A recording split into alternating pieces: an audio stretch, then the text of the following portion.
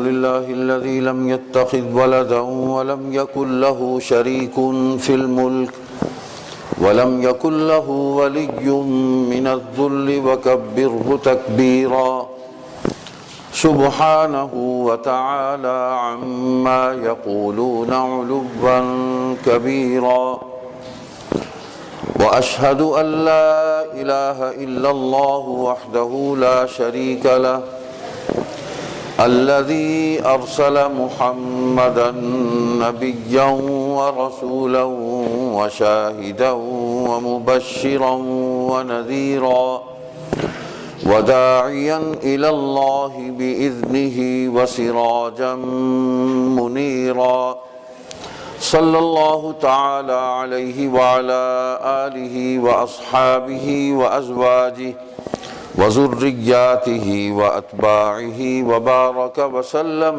تسليما كثيرا كثيرا أما بعد فأعوذ بالله من الشيطان الرجيم بسم الله الرحمن الرحيم لا إكراه في الدين قد تبين الرشد من الغي فمن يكفر بالطاغوت ويؤمن بالله فقد استمسك بالعروة الوثقى لا انفصام لها والله سميع عليم الله ولي الذين آمنوا يخرجهم من الظلمات إلى النور والذين كفروا أولياؤهم الطاغوت يخرجونهم من النور إلى الظلمات أولئك أصحاب النار هم فيها خالدون صدق الله مولانا العظيم وصدق رسوله النبي الصادق الوعد الأمين اللهم صل على محمد وعلى آل محمد كما صليت على إبراهيم وعلى آل إبراهيم إنك حميد مجيد اللهم بارك على محمد وعلى آل محمد كما باركت على إبراهيم وعلى آل إبراهيم إنك حميد مجيد بزرگوں، دوستوں، بھائیوں، عزیزوں، میں نے آپ کے سامنے سورہ بقرہ کی تیسرے پارے میں سے چند آیات تلاوت کی ہیں اور یہ آیت الکرسی جن آیات کو کہا جاتا ہے انہی میں سے یہ دو آیات ہیں۔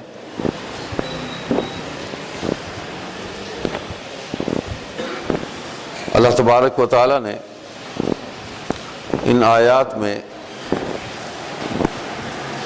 انسان کی آزادی اور دین اسلام کے اندر آزادی کا جو تصور ہے بلکہ جو عقیدہ ہے اس کو بیان فرمایا ہے، اور اللہ فرما رہے ہیں کہ زبردستی نہیں دین کے معاملہ میں، ہدایت اور گمراہی واضح ہو چکے ہیں، یعنی ہدایت گمراہی سے الگ ہو چکی ہے، صاف طور پر ظاہر ہو چکی ہے۔ اب جو شخص بتوں پر عقیدہ رکھے، بتوں سے اعتقاد نہ رکھے، جو شخص بتوں سے عقیدہ نہ رکھے اور اللہ پر ایمان لائے، اس نے ایسی مضبوط رسی ہاتھ میں پکڑ لی ہے جو کبھی ٹوٹنے والی نہیں، اور اللہ سب کچھ سنتا اور سب کچھ جانتا ہے۔ اللہ مددگار ہے ایمان والوں کا، نکالتا ہے ان کو اندھیروں سے روشنی کی طرف، اور جو لوگ کافر ہوئے ان کے رفیق ہیں شیطان، نکالتے ہیں ان کو روشنی سے اندھیروں کی طرف۔ یہی لوگ ہیں دوزخ میں رہنے والے وہ اسی میں ہمیشہ رہیں گے۔ ان آیات کا ترجمہ ہے جو میں نے آپ کے سامنے بیان کیا۔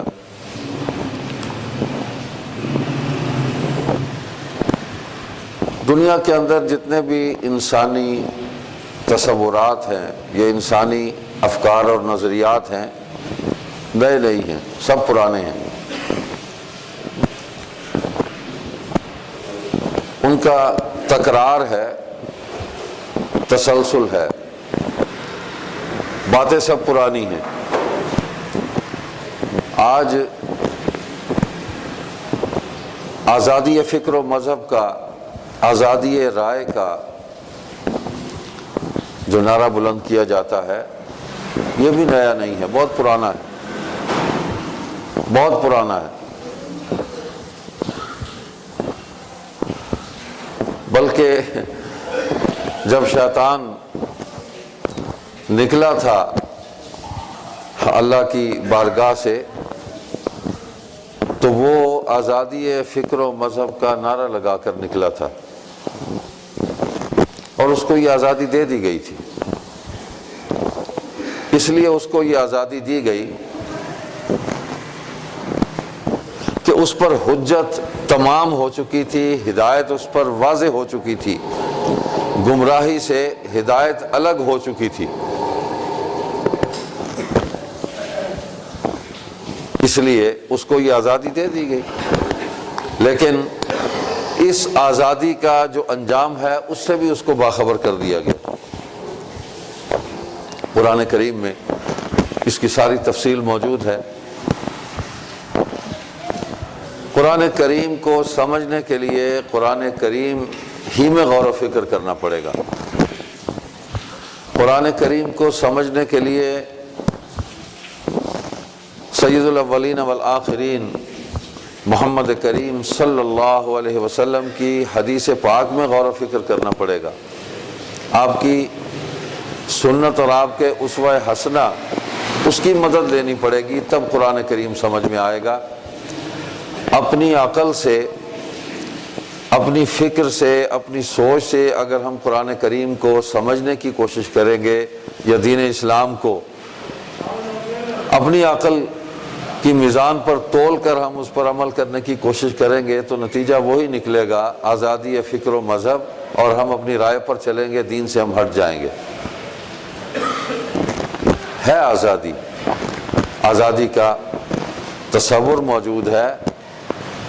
کفار و مشرکین کے ہاں تصورات ہیں، اور اسلام، دین اسلام کے اندر اس کا عقیدہ ہے، فرق ہے۔ تصور بدل سکتا ہے، نظریہ بدل سکتا ہے، خیال بدل سکتا ہے، وہ مشاہدے اور تجربے کا محروم ہوتا ہے، اس کا پابند ہوتا ہے، لیکن عقیدہ نہیں بدلتا۔ وہ نہ کسی مشاہدے کا پابند ہے، نہ کسی علم کا پابند ہے، نہ کسی تجربے کا پابند ہے۔ سیدھا سیدھا حکم ہے، مان لو بس۔ تو اللہ پاک نے فرمایا کہ زبردستی نہیں دین کے معاملہ میں، بے شک جدا ہو چکی ہے ہدایت گمراہی سے، تو یہ ازل سے جدا ہو چکی اور واضح ہو گئی۔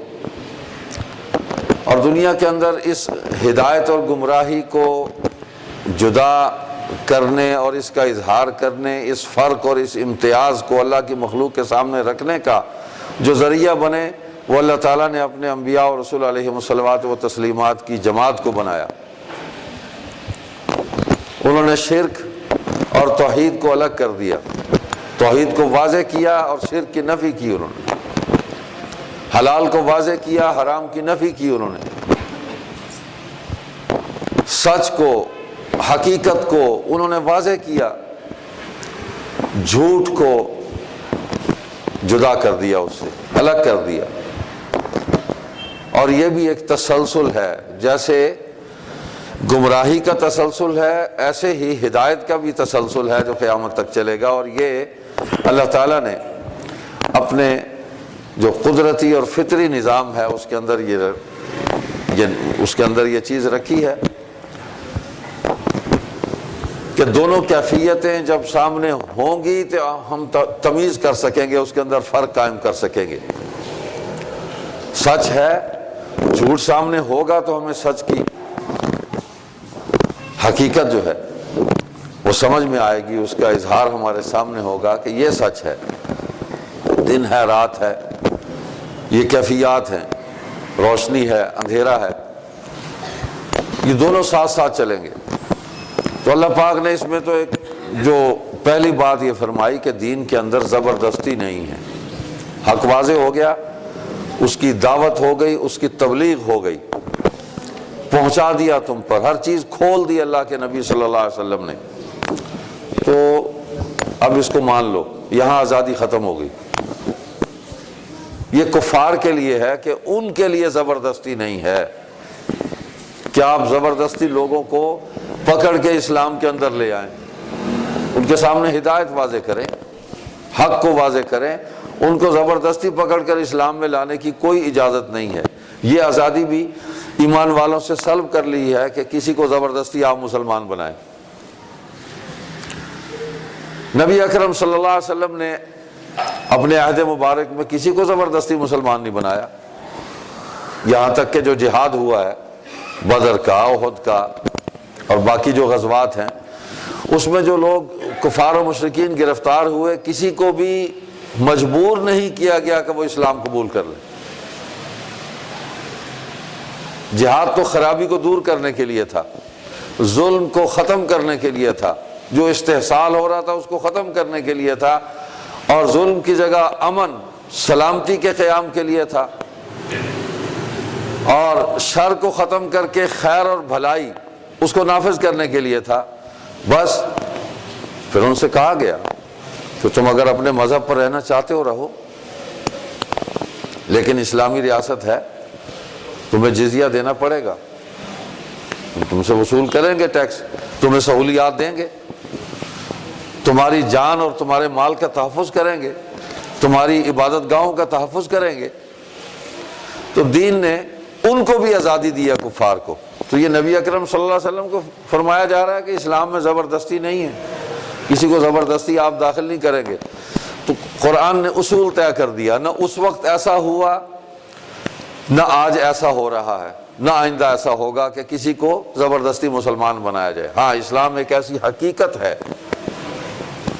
کہ اس حقیقت کو واضح کرنے کی، اس کو کھولنے کی، اس حقیقت کی طرف لوگوں کو بلانے کی ذمہ داری جو ہے وہ ہر مسلمان پر اللہ تعالیٰ نے عائد فرما دی ہے کہ آپ اس کو سمجھیں اور سمجھنے کے بعد اس کی دعوت دیتے رہیں، لوگوں کو بتاتے رہیں۔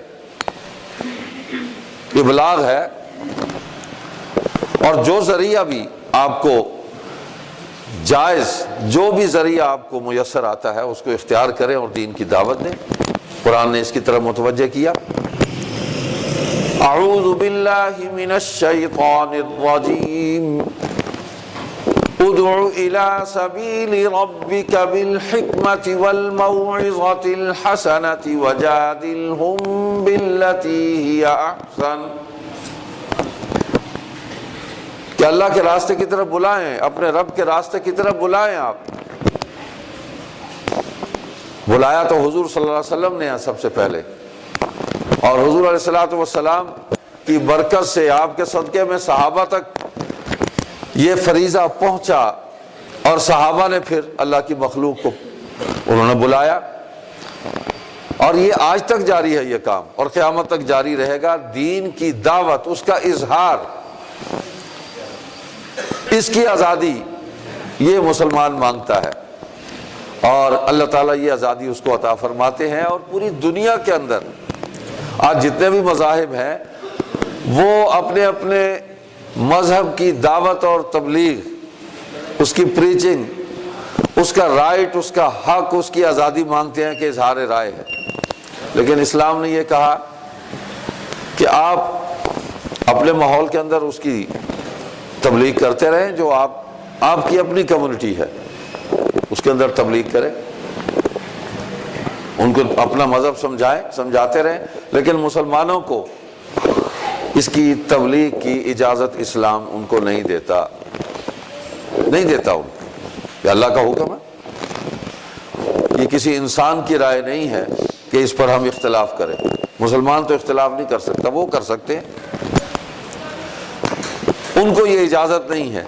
لیکن اسلام چونکہ سب سے بڑی سچائی ہے، سب سے بڑی حقیقت ہے، اور مستقبل کے ہولناک نقصان اور عذاب سے اللہ کی مخلوق کو بچانا چاہتا ہے، اس لیے اللہ تعالیٰ کہتا ہے کہ اس کی دعوت دیتے رہیں، سناتے رہیں، ان کو سناتے رہیں، خیر کی طرف ان کو بلاتے رہیں۔ کہ کیسے؟ حکمت کے ساتھ، تدبیر کے ساتھ، بالحکمہ والموعظۃ الحسنہ، اچھے طریقے سے، دلیل کے ساتھ۔ تمہاری دعوت کے اندر خوبصورتی ہو، حسن ہو، اس کے اندر ایک دلکشی ہو، ایک چارم ہو کہ اس کو دیکھ کر لوگ کھنچے چلے آئیں، اس لیے کہ تمہارے پاس جو عقیدہ ہے، جو دین ہے، وہ سب سے طاقتور ہے، تو اس کو ہم اچھے انداز سے جب پیش کریں گے تو وہ یقیناً مؤثر ہوگا، برے انداز سے ہم پیش کریں گے تو مؤثر نہیں ہوگا، غیر مؤثر ہو جائے گا۔ گو وہ ایک حقیقت ہے۔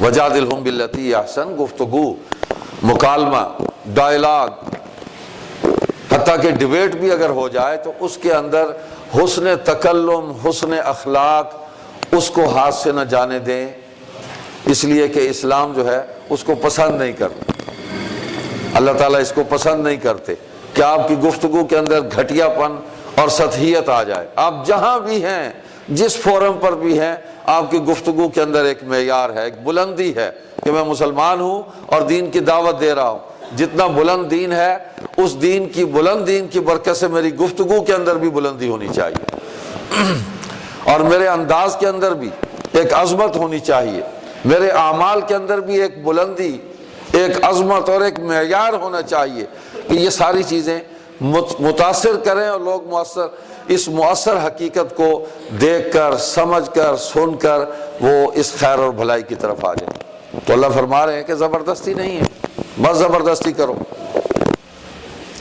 تو آج مسلم معاشرے کے اندر جب توحید کا انکار، اس کی تبلیغ کی جائے گی تو اسلام اس کی اجازت نہیں دیتا، یہ آزادی نہیں دیتا۔ ایک مسلم سوسائٹی میں، ایک مسلم معاشرے میں، کافر سٹیٹ ہے، کافروں کا ملک ہے، کافروں کا معاشرہ ہے، جو مرضی کرتے رہیں، وہاں مسلمان اقلیت میں ہیں، لگے رہیں، لیکن مسلمانوں کو وہاں اپنا دین بچانا ہے، اپنی کمیونٹی کے اندر، اپنے ماحول کے اندر دین کا اعادہ ہے، تکرار ہے، تسلسل ہے۔ لیکن جہاں مسلمانوں کی اکثریت ہے، وہاں کفار کو، کفر اور شرک کو پھیلانے کی اسلام اجازت نہیں دیتا، اسلامی ریاست اجازت نہیں دیتی۔ آج ہم جس ملک میں رہ رہے ہیں الحمدللہ مسلمانوں کا ملک ہے، تو اس ملک کے اندر اگر علانیہ ذرائع ابلاغ سے شرک کو پھیلایا جائے گا، عقیدہ تثلیث کو، اس کی تبلیغ کی جائے گی، اور اس کو بھی یوں پیش کیا جائے گا کہ یہ بھی ہمارے ہی مذہب کا حصہ ہے، ہمارے ماحول کا حصہ ہے، تو یہ ظلم ہے، اس کی اجازت نہیں ہونی چاہیے۔ یہاں سے تو ہمارے جتنے ذرائع ابلاغ ہیں وہاں سے دین کی دعوت جانی چاہیے، دین کی دعوت۔ تو ہم نے آزادی کی جو حدود ہم نے متعین کی ہیں وہ غیر فطری حدود ہیں، غیر فطری حدود ہیں جو آزادی کی ہم نے متعین کی ہیں۔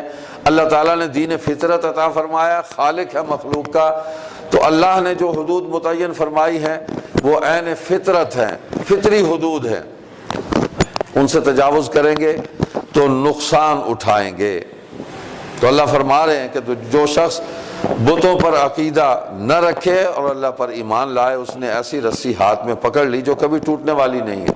یہ کتاب اللہ، وَاعْتَصِمُوا بِحَبْلِ اللَّهِ جَمِيعًا وَلَا تَفَرَّقُوا۔ دوسری جگہ اللہ پاک نے یہ فرمایا کہ سارے مل کے تم اللہ کی رسی کو مضبوطی سے پکڑ لو اور آپس میں افتراق مت پیدا کرو، انتشار مت پیدا کرو، سارے کے سارے کتاب اللہ پر متفق ہو جاؤ، کتاب اللہ کا حکم مانو، رسول اللہ صلی اللہ علیہ وسلم کا حکم مانو۔ یہاں بھی ہماری آزادی ختم ہو گئی ہے، نہیں ہمیں آزادی کہ ہم مسلمان ہوتے ہوئے ہم شرک کو بھی قبول کر لیں، ہم بدعت کو بھی قبول کر لیں، ہم مسلمان ہوتے ہوئے خلاف سنت اعمال کو دین قرار دے دیں، ان کو بھی قبول کر لیں، ہم مسلمان ہوتے ہوئے سود کو قبول کر لیں؟ نہیں آزادی، آزادی ہماری سلب ہو گئی، حد ہے ایک۔ آزادی ہمیں دین پر عمل کرنے کی آزادی ہے، اور اس آزادی کے حصول کے لیے ہر مسلمان کو جد و جہد کرنی ہے کہ مجھے نماز پڑھنے کی آزادی ہو، مجھے زکوٰۃ ادا کرنے کی آزادی ہو، مجھے حج کرنے کی آزادی ہو، مجھے روزہ رکھنے کی آزادی ہو، مجھے دین کی دعوت دینے کی آزادی ہو، دین کی تبلیغ کرنے کی آزادی ہو، دین بیان کرنے کی آزادی ہو۔ اس آزادی کے حصول کے لیے مسلمان کو جد و جہد کرنی ہے، اور ایسی عظیم الشان آزادی کے ماحول میں ان لوگوں کو بھی لانا ہے کہ جو کفر اور شرک کی غلامی کی زنجیروں میں جکڑے ہوئے۔ یہ ایسی آزادی، عظیم الشان آزادی، اس میں لانا ہے۔ لیکن مسلمان ہوتے ہوئے ہمیں کسی برائی کو قبول کرنے یا اس کو پھیلانے کی ہمیں قطعاً اجازت نہیں ہے۔ اللہ پاک نے فرمایا اللہ مددگار ہے ایمان والوں کا، نکالتا ہے ان کو اندھیروں سے روشنی کی طرف۔ کفر و شرک اور ضلالت اندھیرے ہیں، ان سے اللہ پاک نکالتا ہے، توحید کی طرف ہمیں لاتا ہے، اللہ ہمیں کتاب اللہ کی طرف لاتا ہے، بلاتا ہے، اللہ ہمیں جنت کے راستے کی طرف بلاتا ہے۔ واللہ یدعو الی دار السلام، اللہ بلا رہا ہے تمہیں، سلامتی کے گھر کی طرف بلاتا ہے اللہ۔ اللہ اکبر۔ اور وہ سلامتی کا گھر روشنی کا گھر ہے، اور کفر و شرک کا گھر وہ ظلمت کا، گمراہی کا، نقصان کا، دائمی خسارے کا گھر ہے۔ اللہ اس سے نکالتا ہے، اللہ ہی توفیق دیتا ہے، آدمی اپنی مرضی سے نہیں نکل سکتا۔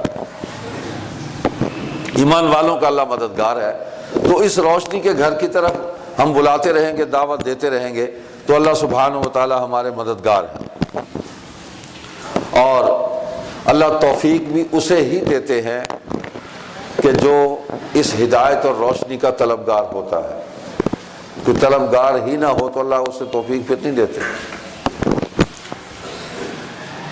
میرے اندر طلب ہی نہیں ہے، کوئی تڑپ ہی نہیں ہے، میں کسی اچھائی کو قبول ہی نہیں کرنا چاہتا، میں کسی حقیقت کو ماننا ہی نہیں چاہتا، میں اس روشن دن کا اگر انکار کر دوں تو پھر اللہ تعالیٰ کیسے مجھے توفیق دیں گے؟ میں دن کو کہوں کہ یہ رات ہے تو اللہ توفیق نہیں دیں گے۔ عقل دی ہے، دیکھ رہے ہو، آنکھوں سے دیکھ رہے ہو، محسوس کر رہے ہو اپنے حواس سے کہ دن ہے، تو اللہ نے اپنے دین کو واضح کر دیا۔ تو اس کے بعد اگر کوئی اس کو قبول نہیں کرتا تو پھر اللہ اس کو توفیق نہیں دیتا۔ طلب ضروری ہے، ہاں مہربانی کر دے تو وہ ہر چیز پر قادر ہے، طاقت رکھتا ہے، سب کچھ کر سکتا ہے۔ مجھے چلتے چلتے واقعہ یاد آ گیا، حضرت امیر شریعت سید اللہ شاہ بخاری رحمۃ اللہ علیہ 1953 میں ختم نبوت کی تحریک میں قید ہوئے تو سکھر جیل میں تھے، اور جس جگہ ان کو جس کوٹڑی میں بند کیا تھا وہ دوسری منزل تھی، اور اس کی چھت جو ہے وہ لوہے کی بنی ہوئی تھی، شدید گرمی تھی، وہ مزید گرم ہوتی تھی، اس کی تپش سے ظاہر بات ہے کہ جسم متاثر ہوتا تھا، تکلیف ہوتی تھی۔ اسی میں ہی بیت الخلاء تھا، وہیں بیٹھ کر پیشاب کرنا ہے، وہیں آرام کرنا ہے، وہیں کھانا ہے، وہیں پینا ہے، وہیں نماز پڑھنی ہے، وہیں وقت گزارنا ہے۔ تو جسم ان کا سارا پھوڑوں سے بھر گیا، پھوڑے پھنسیاں نکل آئے۔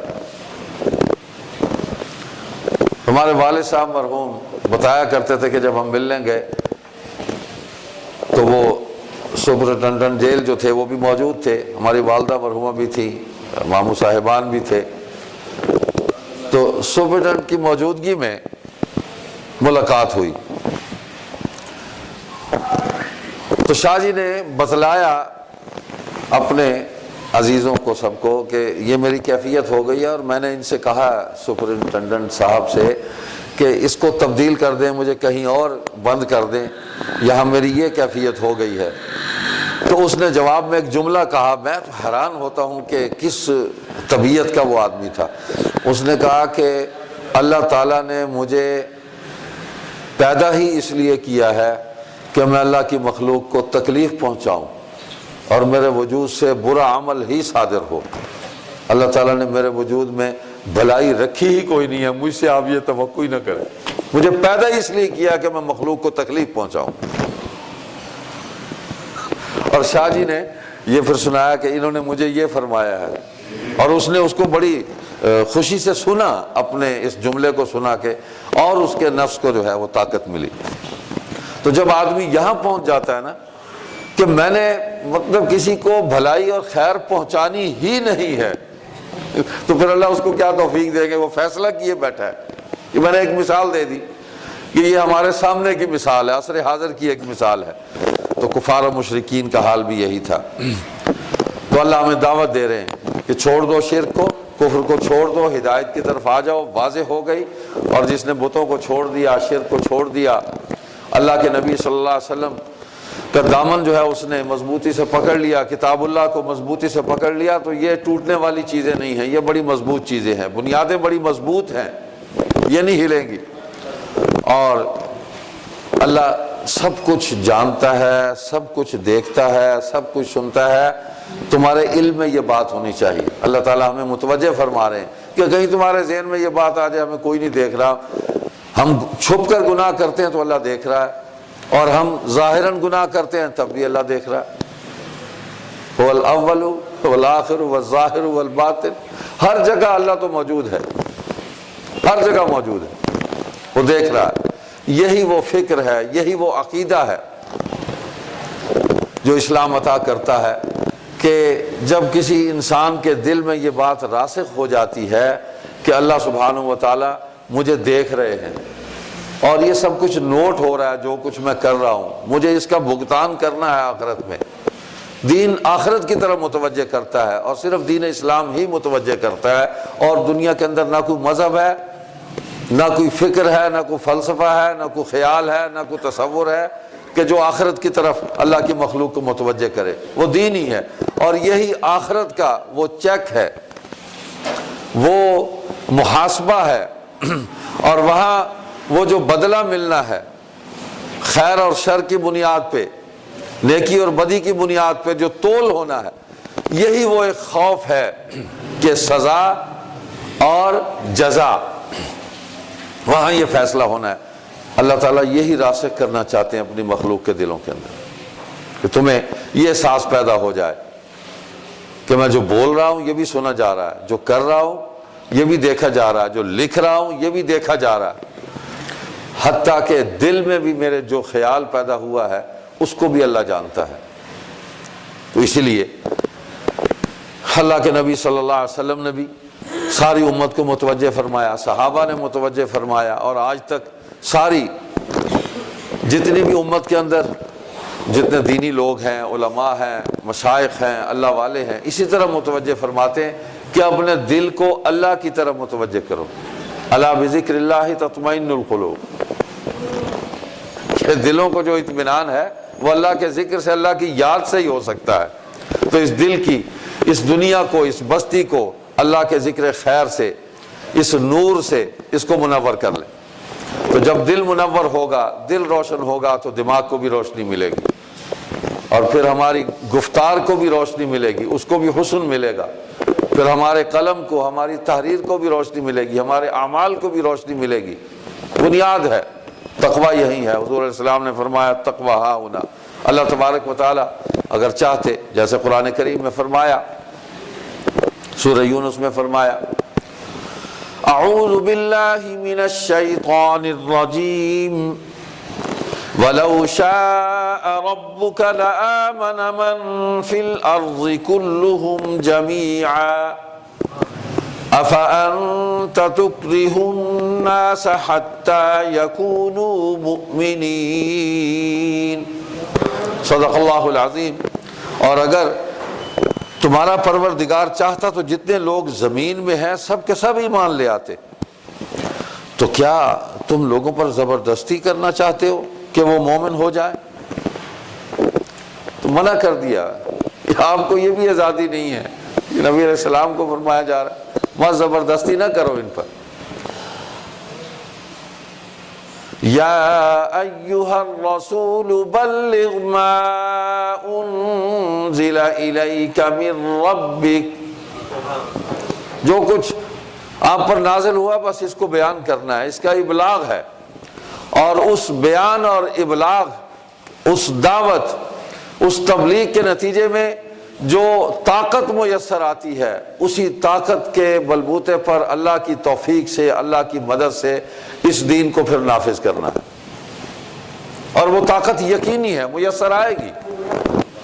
جب آپ دین کو بیان کریں گے، دین کی دعوت دیں گے، قرآن لوگوں کے سامنے رکھیں گے تو طاقت میسر آئے گی.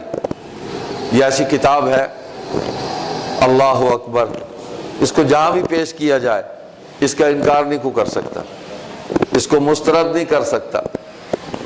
ایسی حقیقت ہے اس کے اندر، حقیقت ہی حقیقت ہے کتاب اللہ. اس سے بڑی کوئی حقیقت نہیں ہے، کوئی کتاب نہیں اس سے بڑی. تو ہم مسلمان پابند ہیں، ہمیں آزادی نہیں ہے کہ ہم کتاب اللہ کو چھوڑ کر اپنی مرضی اس کو چلائیں. ہمیں آزادی نہیں ہے کہ ہم سنت رسول اللہ صلی اللہ علیہ وسلم کو چھوڑ کر ہم اپنے عمل کو اس کو بہتر قرار دیں. نہیں ہے ہمیں آزادی، ہم پابند ہیں. یہ آزادی ایک مسلمان اور مومن کی سلب کر لی گئی، اور جو اس طرح چلتے ہیں تو پھر وہ شیطان ہی ان کے رفیق ہوتے ہیں کہ جو قیامت تک کی آزادی کا وہاں سے پروانہ لے کر آیا ہے. اللہ نے اس کو آزادی دے دی کہ جاؤ، انجام اللہ یہی فرما رہے ہیں. تو پھر جہنم ہے تمہارا انجام. اس آزادی میں دنیا کے اندر جتنے مزے لینے ہیں لے لو، کر لو، تم اپنی انتہا کر لو. بالآخر میری پکڑ ہے، بالآخر میری پکڑ ہے، اور اس سے تمہیں کوئی نہیں چھڑا سکتا. آخر میں چند باتیں تحریک ختم نبوت کے حوالے سے. الحمدللہ پوری امت مسلمہ کا اس پر اتفاق ہے، اجماع ہے، یہ ہمارا عقیدہ ہے. ختم نبوت، نبی علیہ الصلوۃ والسلام اللہ تعالیٰ کے آخری نبی اور رسول ہیں، اور آپ کے بعد کوئی کسی بھی قسم کا نہ کوئی نبی آئے گا، نہ کوئی رسول، پیدا ہی نہیں ہوگا، پیدا ہی نہیں ہوگا. اس سیدنا عیسیٰ علیہ السلام پیدا ہو چکے، اللہ نے ان کو آسمانوں پر اٹھا لیا، وہ دوبارہ آئیں گے، ظہور ہوگا، ان کی پیدائش نہیں ہے اب، جو مغالطہ دیا جاتا ہے. تو اس کے تحفظ کے لیے پوری دنیا کے مسلمان ایک ہیں الحمدللہ. یہاں ہمارے پاکستان میں ایک محنت ہوئی، ایک محنت قادیانی کر رہے تھے جو مرتد ہے، اسلام کو چھوڑ کر کفر اور ارتداد کی طرف چلے گیا. نبی علیہ الصلوۃ والسلام کی نبوت کا اعتقادی اور عملی انکار کیا انہوں نے. مسلمانوں سے جدا ہیں، اس کا قانونی فیصلہ ہوا. لیکن اس سے پہلے 1973 میں آزاد کشمیر میں سردار عبد القیوم رحمۃ اللہ علیہ جو صدر تھے وہاں کے، نیک آدمی تھے، انہوں نے پاکستان سے پہلے انہوں نے فیصلہ کیا 1973 میں. لیکن اس قرارداد آئی تھی اس آزاد کشمیر اسمبلی میں، اس پر قانون سازی نہیں ہوئی تھی، ویسے ہی پڑا ہوا تھا. دیکھیں کیسی کیسی سازشیں ہوتی ہیں کہ ٹھیک ہے ایک اعلان ہو گیا، پھر پاکستان میں تو قانون سازی بھی ہوگی، وہاں آج تک قانون سازی نہیں ہوئی تھی. 40-45 سال ہو گئے. تو اللہ فکر پیدا کرتا ہے، ہمارے علماء کے اندر یہ فکر پیدا ہوئی. الحمدللہ آزاد کشمیر کے علماء نے ایک محنت کی، مکالمہ ہے، مذاکرہ ہے، میل ملاقات ہے. ان کو نبی اکرم صلی اللہ علیہ وسلم کے اس منصب، عظیم الشان اس منصب، اس سے ان کو آگاہی، ان کے شعور کی بیداری، اس میں انہوں نے ایک محنت کی. اور گزشتہ دنوں اللہ کے فضل و کرم سے وہ جو قرارداد وہ اس فائل میں پڑی ہوئی تھی جو ڈیڈ فائل ہوتی ہے، جس کو ایک سازش کے تحت دبایا ہوا تھا، تو اللہ نے مسلمانوں سے کام لے لیا اور وہ قانون کا حصہ بن گئی. ہم اس پر ان کو خراج تحسین پیش کرتے ہیں، ان تمام ارکان اسمبلی کو، وہاں کی حکومت کو. اور یہاں بھی الحمدللہ آپ دیکھ لیں گزشتہ مہینوں میں جو کچھ ہوا تھا، اللہ تعالیٰ نے کیسے کیسے لوگوں سے کیسے کام لیا ہے. تو اسی سے ہمیں سمجھ لینا چاہیے کہ اللہ کے دین کو ہم نقصان نہیں پہنچا سکتے، اور رسول اللہ صلی اللہ علیہ وسلم کا وجود مبارک جو ہے، اللہ اکبر، یہ تو اللہ کی آبرو ہے، اللہ اپنی آبرو پر حرف نہیں آنے دیں گے۔ اقبال نے کہا نا، آبرو ما زنا میں مصطفیٰ، ہماری آبرو حضور صلی اللہ علیہ وسلم کی ذات اقدس کے ساتھ وابستہ ہے، ہماری عزت آپ کی ذات اقدس کے ساتھ وابستہ ہے، اور حضور علیہ الصلوۃ تو اللہ کی آبرو ہیں۔ یتیم مکہ محمد کے آبرو خدا است، حضرت امیر شریعت رحمۃ اللہ علیہ کا یہ شعر ہے۔ تو یہ اس آبرو پر جو بھی ہاتھ ڈالنے کی کوشش کرے گا تباہ و برباد ہو جائے گا، تباہ و برباد ہو جائے گا۔ ہمارا تو ایمان ہے، تو ہمیں اس کی دعوت دیتے رہنا ہے۔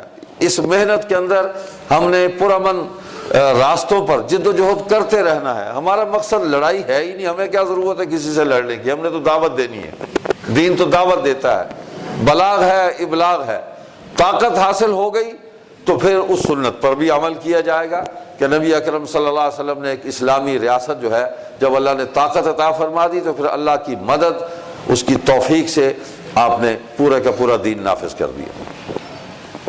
تو آج مسلمان ہیں ہم پر حکمران۔ حضور صلی اللہ علیہ وسلم نے تو دین وہاں نافذ کیا جہاں غیر مسلم تھے، اس سے زیادہ مشکل کام تھا، اور ان کو دین کی دعوت دے کر دین میں لائے۔ فتح مکہ کے موقع پر سب لوگ اسلام میں آ گئے تقریباً، جو زندہ تھے، جنہوں نے ظلم کیا ہوا تھا اور انہوں نے توبہ کی، اسلام کے دائرے میں آ گئے، اور جو مر گئے تھے، جنہوں نے ظلم کیا تھا، ان کی اولادوں نے حضور صلی اللہ علیہ وسلم کی دعوت کو قبول کیا اور اسلام کے دائرے میں آ گئے، سب کے سب۔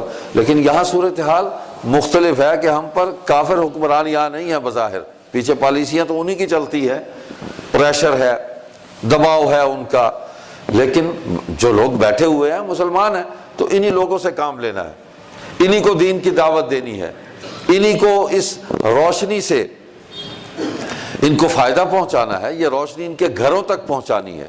ہمیں محنت کرنی ہے، اور یہ محنت ہم سب پر فرض ہے۔ جہاں جہاں جو موجود ہے، اس کا جو دائرہ کار ہے، اس دائرہ کار کے اندر ہمیں ایک محنت کرنی ہے۔ سبحانک اللہم و بحمدک، نشہد ان لا الہ الا